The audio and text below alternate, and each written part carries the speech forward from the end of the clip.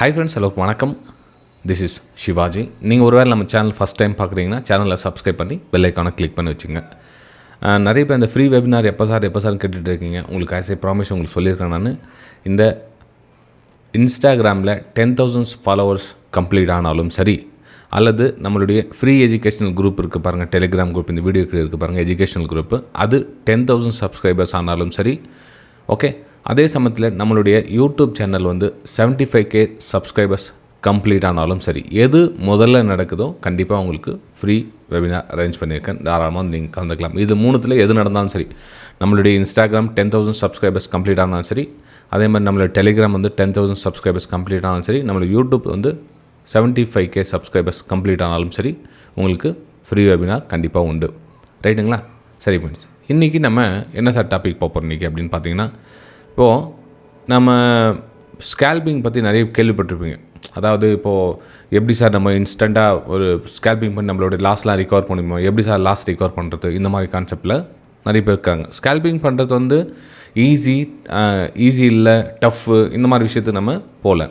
Scalping பண்ணுறதுக்கு முன்னாடி சில விஷயங்களை தெரிஞ்சுக்கிறது பெட்டர். ரைட்டுங்களா? அதுக்கு முன்னாடி நம்ம சேனல் நீங்கள் ஃபஸ்ட் டைம் பார்க்குறீங்க, சேனலை சப்ஸ்கிரைப் பண்ணி பெல் ஐக்கானை கிளிக் பண்ணிச்சு, அப்போ கொஞ்சம் விஷயம் புரிய வரும். இது நம்மளுடைய ஃப்ரீ எஜுகேஷன் குரூப்பு, அதை நீங்கள் விருப்பப்பட்டால் ஜாயின் பண்ணிக்கலாம். இது நம்மளுடைய ப்ரைம் குரூப் பார்த்திங்கன்னா 3,000 ருபீஸ் அவங்களுக்கு விருப்பப்பட்டால் நீங்கள் அதிலும் ஜாயின் பண்ணிக்கலாம். ப்ரைம் குரூப்பும் ஃப்ரீ குரூப்பும் என்னென்னா, ப்ரைம் குரூப்பு லைவ் மார்க்கெட்டில் அப்டேட்ஸ் கொடுத்துட்ருப்பேன். மார்க்கெட் ரன்னிங் டைமில், மார்க்கெட் போனதுக்கப்புறம் இல்லை, மார்க்கெட் போகிறதுக்கு முன்னாடியே ஸோ மார்க்கெட்டுடைய மூமெண்டம் இந்த மாதிரி இருக்கும், அந்த மாதிரி இருக்கும். ஸோ இந்த மாதிரி விஷயங்கள் இருக்கும், எஜுகேஷன் விஷயமாக ஷேர் பண்ணிகிட்ருப்பேன். அது நடந்து முடிஞ்சதுக்கப்புறமா நம்ம ஃப்ரீ குரூப்பில் ஷேர் பண்ணுவோம். ஏன்னா ஃப்ரீ குரூப்பில் டைரெக்டாக சில விஷயத்த சொல்லக்கூடாது, அதனால் அதில் ஷேர் பண்ணுறதுல நம்ம ப்ரைம் குரூப்பில் மட்டும் ஷேர் பண்ணிகிட்ருக்கேன். ரைட் ஃப்ரெண்ட்ஸ், ஸ்கேல்பிங் நீங்கள் ஒரு வேலை பண்ணணும்னு ஸ்டார்ட் பண்ணிட்டீங்கன்னா ஃபஸ்ட்டு உங்களுக்கு புரிதல் இருக்கணும். புரிதல்னால் என்ன சார் அப்படின்னா, இப்போ மார்க்கெட் மேலே போகுது, கீழே, ஸ்ட்ரக்சர் அப்படி தான். மார்க்கெட் மேலே போகணுனாலும் இந்த மாதிரி தான் போகும், கீழே வரனாலும் இந்த மாதிரி தான் வரும், அல்லது சைட்வேஸ்னால் இந்த மாதிரி லோ ஹை அந்த மாதிரி உடச்சிக்கிட்டே இருக்கும். ஸோ ஸ்கேல்பிங் அப்படின்றது சின்ன சின்ன பாயிண்ட்டை கட் பண்ணிவிட்டு வெளியே வர இடம் ஸ்கேல்பிங். இந்த ஸ்கேல்பிங் பண்ணுறதுக்கு முக்கியமான ஒரு விஷயங்கள் என்னென்னா, கேபிட்டல் மட்டும் எக்காரணத்தை கொண்டு உங்கள் அக்கௌண்ட்டில் அதிகமாக வைக்காதீங்க. ரைட்டுங்களா? கேபிட்டல் மட்டும் எக்காரணத்தை கொண்டும் அதிகமாக வைக்காதீங்க. ஏன் அதிகமாக வைக்கிறீங்கன்னா, உங்களுடைய சைக்காலஜி டேமேஜ் ஆக சொல்ல உங்கள் கேபிட்டல் முழுசாக எடுத்துன்னு போயிடும். அதாவது இப்போ நம்ம டெய்லி சொல்லுவேன், ஒரு நாளைக்கு 1 ட்ரேட் அல்லது 2 ட்ரேடை மட்டும் பண்ணிவிட்டு சிஸ்டமை க்ளோஸ் பண்ணுங்கள் அப்படின்னு சொன்னேன் இல்லையா? இப்போது இந்த மைண்ட் செட்டுக்கு நீங்கள் கொண்டு வரணுன்னா, அவங்க டிமேட் அக்கௌண்ட்டில் பணம் இருக்கக்கூடாது. ஏன்னா அந்த 1 லாட் அல்லது 2 லாட்டுக்கு தேவையான அமௌண்ட் மட்டும்தான் அந்த டிமேட் அக்கௌண்ட்லேயே இருக்கணும். ஏன் உங்கள் பேங்க் அக்கௌண்ட்டில் கூட அவ்வளோ வச்சுக்காதீங்க. ஏன்னா இந்த டிமேட் அக்கௌண்ட்டில் இல்லை அப்படின்னு டக்குன்னு என்ன பண்ணுவோம், பேங்க் அக்கௌண்ட் ட்ரான்ஸ்ஃபர் பண்ணி உடனே ட்ரேட் பண்ணணுன்ற ஒரு மைண்ட் செட் வந்துடும். ஸ்கேல்பிங்க்கு ரொம்ப ரொம்ப முக்கியமானன்னா, அக்கௌண்ட்டில் எக்காரணத்தை கொண்டும் அதிகமான பணம் வைக்காதீங்க. இது முக்கியமான ஒரு விஷயம், ஃபஸ்ட்டு ஸ்டெப்பு. ரைட்டு. ஸ்கேல்பிங் பண்ணுறதுக்கு இன்னொரு முக்கியமான விஷயம் ஸ்ட்ராட்டஜி.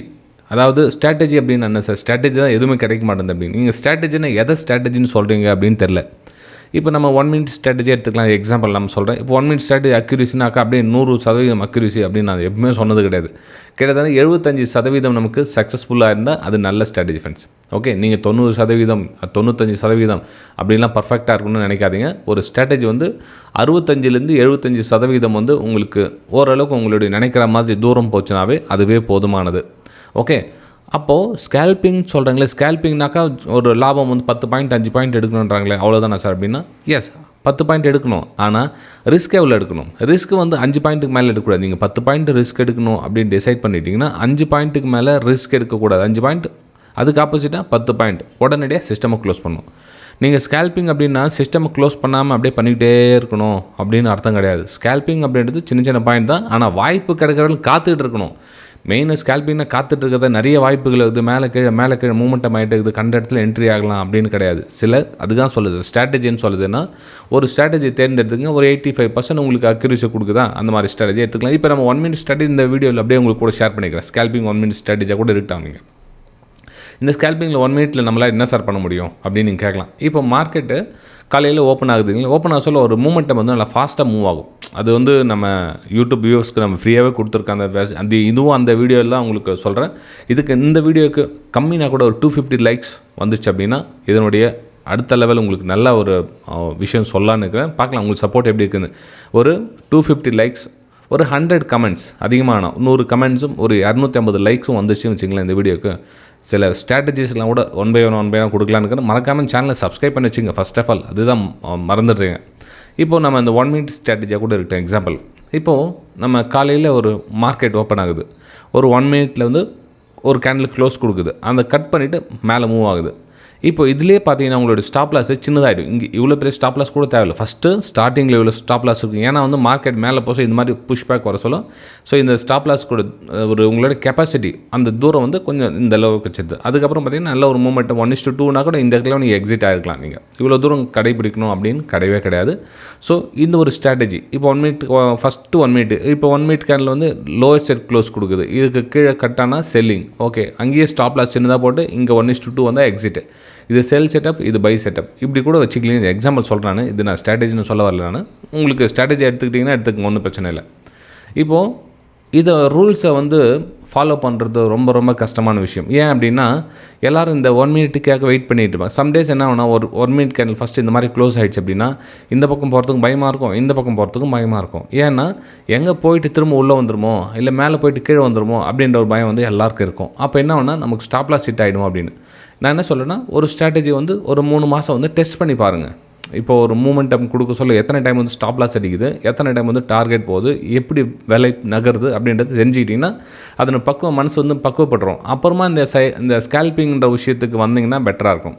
ஓகே, எடுத்தோடனே நான் ஸ்கேல்பிங் பண்ணணும் அப்படின்வாங்க. ஸ்கேல்பிங் அப்படின்னா 10 பாயிண்ட் கிடச்சா போதும் அப்படின்னு. ரைட்டுப்பா, சந்தோஷம், 10 பாயிண்ட் கிடச்சா நல்ல விஷயம் தான். ஆனால் அதுக்கு எதிராக எவ்வளோ ரிஸ்க் வைக்கிறீங்க அப்படின்றது யாரும் அந்த பதிலே கிடையாது. இப்போ நேற்று கூட பார்த்தீங்கன்னா அந்த வெபினார் அட்டன் பண்ணுறதுக்காக நிறைய ஸ்டூடெண்ட்ஸ் கால் பண்ணியிருந்தாங்க. ஃப்ரெண்ட்ஸ், ஒருவேளை நீங்கள் ஃபஸ்ட் டைம் பார்க்குறீங்கன்னா நம்ம ப்ரைஸ் ஆக்ஷன் வெபினார் கற்றுக்கணுன்னா 25,000 வந்து ஃபீஸ் ஆகும். உங்களுக்கு விருப்பப்பட்டால் கற்றுக்கலாம். லைஃப் டைம் வந்து சப்போர்ட் இருக்கும்.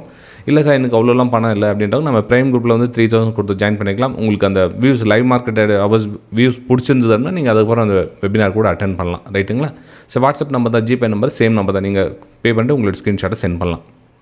ரைட், டாபிக் வரேன் திரும்ப. நான் இந்த ஸ்கேல்பிங் பற்றி பேசியிருந்தீங்களா? ஸ்கேல்பிங்கில் 10 பாயிண்ட் கிடச்சா போதும் சொல்லிங்களா? 10 பாயிண்ட் கிடச்சா நமக்கு ரிஸ்க் எவ்வளோ வைக்கிறீங்கிறது ஃபஸ்ட்டு தெரிஞ்சுங்க.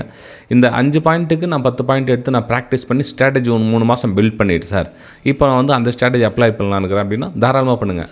ஆனால் இங்கே கவனித்து பாருங்கள், எப்போயுமே மார்க்கெட் வந்து அப் ட்ரெண்டோ அல்லது டவுன் ட்ரெண்டோ போகிறதில்ல. ஏன்னா இந்த அப் ட்ரெண்டு கண்டினியூவாக போனாலும் டவுன் ட்ரெண்டு கண்டினியூவாக போனாலும் உங்கள் எல்லா ஸ்ட்ராட்டஜியும் அருமையாக வேலை செய்யும். நல்லா புரிஞ்சுங்க.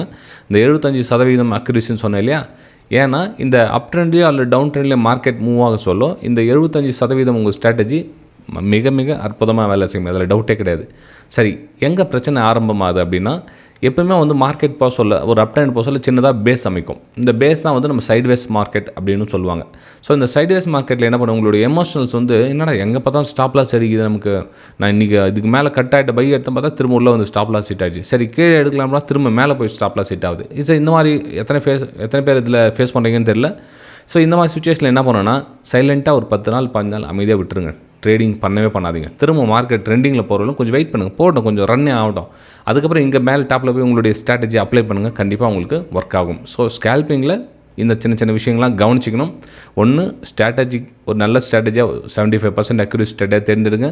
அதே மாதிரி டிமேட் அக்கௌண்ட்டில் பணம் எக்காரணத்தை கொண்டும் அதில் 2 லாட்டுக்கு தேவையான பணத்தை மட்டும் வைங்க, அதுக்கு மேலே வைக்காதீங்க. அதே மாதிரி மார்க்கெட் ஹவர்ஸில் யாரையும் சார்ந்து இருக்காதீங்க. இப்போது ஒருத்தர் வந்து விஷயம் கற்றுக்கிட்டிங்கன்னா இன்னொருத்தர் என்ன ஒரு யூடியூப்பில் யாரோ ஒருத்தர் கால்ஸ் கொடுத்துருப்பாங்க, அவங்க பின்னாடி போகலாம், இவங்க அக்கௌண்ட் ஹேண்ட்லிங் பண்ணுறாங்க, இவங்க கிட்ட போகலாம் அப்படின்னு. இதெல்லாம் வந்து ஃபேக், இதெல்லாம் ஸ்கேம்ஸ். ஸோ இது மாதிரி விஷயத்தை நம்பி ஏமாறாதீங்க. யார்கிட்டையும் போய்ட்டு அவங்களுக்காக காத்துட்ருக்கணும் அப்படின்ற விஷயம் கிடையாது. உங்களுக்கு விஷயம் தெரிஞ்சிச்சா ஃபாலோ பண்ணுறீங்களா? ரைட்டு. இப்போ நம்மளுடைய யூடியூப் சேனல் ஃப்ரீ எஜுகேஷன்லேருந்து நம்மளோட ப்ரைம் குரூப் சரி, இன்றைக்கினா ஒரு அப்பர் சைடுக்கான வியூ பார்த்துங்க அப்படின்னு மட்டும் சொன்னேன். அப்பர் சைடுனா மார்க்கெட் எங்கெங்கெல்லாம் உங்களுக்கு அப்பர் சைடு ஒரு பிரேக் அவுட் எங்கெங்கெல்லாம் பிரேக் அவுட் கிடைக்குது அங்கெல்லாம் யூஸ் பண்ணிங்க. நிறைய பிரேக் அவுட் நடந்திருக்கு. ஸோ ஸ்டாப் லாஸ் போடுங்க, டார்கெட் யூஸ் பண்ணுங்கள். சார் டவுன் சைடுக்கான வியூ அப்படின்றப்போ இதுக்கு கீழே உங்களுக்கு பிளானை நீங்கள் எக்ஸிக்யூட் பண்ணலாம். இப்போ நீங்கள் நம்ம டவுன் சைடு இல்லை அப்படின்றப்போ நம்ம இதில் மார்க்கெட் மேலே தான் போயிட்டுருக்கு. இந்த பக்கம் புட் ஆப்ஷனுக்கான வேலையே இல்லை. இன்றைக்கி கூட பார்த்தீங்கன்னா நிறைய பேர் இந்த சார் நீங்கள் 1 லட்ச ரூபாய் லாஸ் பண்ணிவிட்டு சார் நான் அப்படின்னு அமைச்சிருக்காங்க. 1 லட்ச ரூபா ஒரே நாளில் காலி. 1 லட்ச ரூபா ஒரே நாளில் காலி. ஏன்னா அவங்களுக்கு அந்த பி எடுத்தேன் சார் அப்படின்றாங்க. ஏன்னா மார்க்கெட் மேலே போயிடுச்சு, இப்போ கண்டிப்பாக இந்த மாதிரி வரும்னு எக்ஸ்பெக்டேஷன் பண்ணேன் அப்படின்வாங்க. ஸோ இதில் ஸ்கேல்பிங் பண்ணி நான் வந்து புட் ஆப்ஷன் எடுக்கிறேன் அப்படின்றது தவறு, மிக சரியான டிசிஷன் கிடையாது. ஏன்னா டாப்பில் போய்ட்டு இங்கே போய் ஸ்கேல்பிங் பண்ணுறேன், இங்கே புட்டில் செல்லிங், இங்கே ஸ்கேல்பிங் பண்ணுறேன், இங்கே ஸ்கேல்பிங் பண்ணுறேன், இங்கே ஸ்கேல்பிங் பண்ணுறாங்க. ஸோ அந்த மாதிரிலாம் வந்து உங்களுடைய எண்ணத்தை நல்லா தெளிவுபடுத்திங்க. மார்க்கெட்டு நான் இந்த டைரெக்ஷன் போதா இந்த டைரெக்ஷன் போதா, ஓகே சரி ஃப்ரெண்ட். அப்புறம் இன்னொரு ஸ்கேல்பிங்கில் ஒரு முக்கியமான விஷயம் என்னென்னா, இப்போது மார்க்கெட் மேலே போதா கீழே போதான்னு தெரியல உங்களுக்கு. நீங்கள் என்ன பண்ணுங்கன்னா, மார்க்கெட் மேலே போதோ கீழே போதோ தேவையில்லை எனக்கு. நான் இன்றைக்கி சிஇ சைடில் ட்ரேட் எடுக்கலான்னு இருக்கிறேன். அதாவது அப்பர் சைடுக்கான மார்க்கெட்டில் பிளான் பண்ணி ட்ரேட் எடுக்கலான்னு இருக்கிறேன். அப்போ நாங்கள் என்ன பண்ணோம், மார்க்கெட்டு க்ரீனில் இருக்கணும். ஓகே, மார்க்கெட்டு க்ரீனில் இருக்கணும். அட்லீஸ்ட் ஒரு 200 EMA லைனுக்கு மேலே ட்ராவல் ஆகிட்டு இருக்கணும். நல்லா கவனிங்க, அதுக்குள்ளே மேட்ச் பண்ணுங்கள். அப்போ மார்க்கெட் க்ரீனு 200 EMAக்கு மேலே ஒரு அப்பர் சைடுக்கான பிளான். அப்போது உங்களுக்கு என்னாச்சு, இந்த கன்ஃபியூஷனில் 50% கம்மியாகிடும்.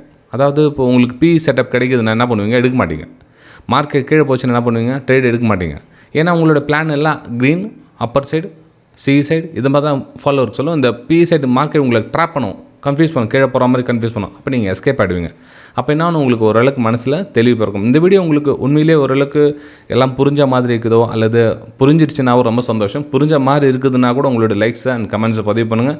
அதே மாதிரி இந்த வெபினார் அட்டென்ட் பண்ணுறவங்க உங்களுடைய பேமெண்ட் பண்ணிவிட்டு உங்களுக்கு ஸ்க்ரீன்ஷாட்டை சென்ட் பண்ணுங்கள். யார் என்ன ஒரே பேரில் 2-3 பேர் அனுப்பிச்சிட்டிங்கன்னா தெரியாது. ஸோ ஊர் உங்களுடைய பேமெண்ட் பண்ண ஸ்க்ரீன்ஷாட்டு, அதே மாதிரி இந்த ப்ரைம் குரூப்பில் ஜாயின் பண்ணுறவங்க கூட உங்களுடைய பேமெண்ட் பண்ணி உங்களுடைய பேர் ஊர் அதில் ஸ்க்ரீன்ஷாட் சென்ட் பண்ணுங்கள். கண்டிப்பாக நீங்கள் ப்ரைம் குரூப்பில் ஆட் ஆகலாம்.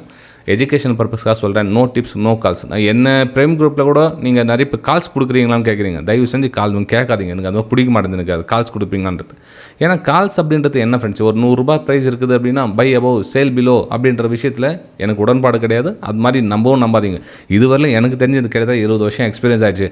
இதில் பார்த்தீங்கன்னா இந்த கால்ஸ் வாங்கி நான் இதுவரையிலும் மேலே வந்தவன் அப்படின்னு சொல்லிட்டு ஒரு ஆள் கூட இல்லை. நான் பார்த்ததில்ல, எல்லாமே வந்து நடுத்தெரு தான் நிற்கிறாங்க கால்ஸ் டிப்ஸ் வாங்கிட்டு. புரிஞ்சுங்க, ரைட்டுங்களா? சரி ஃப்ரெண்ட், நம்ம அடுத்த வீடியோ சந்திக்கலாம். தேங்க்யூ.